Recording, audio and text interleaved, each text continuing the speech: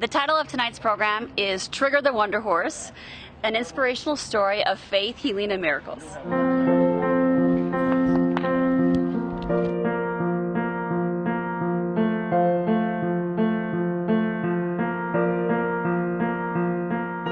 When your life has shattered, that is the perfect time to rebuild it and to begin to create awareness of how you got into that position in the first place, and to take complete ownership and the role that you played. That's the most important part of healing, is when you no longer become the victim and you decide to be the victor. You can do anything. He was injured at such a young age and it wasn't taken care of. It's kind of like us when we have those suppressed emotions, anger that we haven't quite dealt with, or maybe resentments or guilt. It bubbles up, and one day it catches you while you're off guard and you don't know how to react.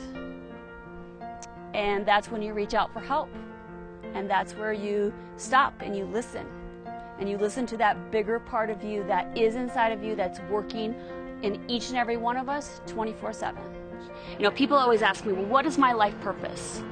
And truly, your life purpose is the person in front of you. That's your life purpose.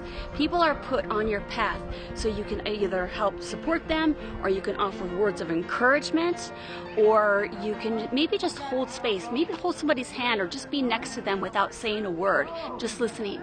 Listening can change someone's life. All right, this is the day. This is the day that I let him go. And when I got out there, he was standing up, but he was hanging his head and he could barely move. So I took the rope and I put it around his neck, and I slowly walked him out of the pasture and into the area where he could eat his grain, because truly I was going to give him his last supper. And I thought, you know what? I've done everything I can, and I love him so much, but it's time for me to come to grips with reality, right? Or what it seemed like reality. So I filled up his bucket. He began to eat the grain, and I decided to go to Starbucks. Well, when I got back, he walked himself over to where they euthanized the horses. It's like he knew where he was going. He walked himself over and he laid down.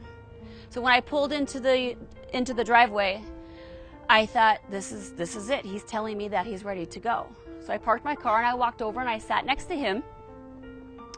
And the vet assistant came out and she was sitting next to me, and I said, you know, I think this is the end. I can't do this anymore. And she says, I agree. She goes, you've been the best horse mama, you know, any horse could ask for. And I leaned down and I whispered in his ear, are you ready to go meet God? And in a blink of an eye, he stood up and he ran away from me as fast as any three-legged horse could run. And I'm serious. This horse was sprinted from me, and he was like, you are not bringing that needle anywhere close to my body. And he goes over and he starts to eat from this huge haystack. And it was surreal. I looked at him and I thought, this can't be real right now. And I walked over to him and I said to Hannah, the vet assistant, I said, well, I don't know what we should do. She goes, well, I'll go get Barb. And in that moment, I knew that I needed to share this story with the world, and the power of love and healing, and how our animals are our greatest teachers if we have the eyes to see and the ears to hear. Tonight's message is to believe in yourself.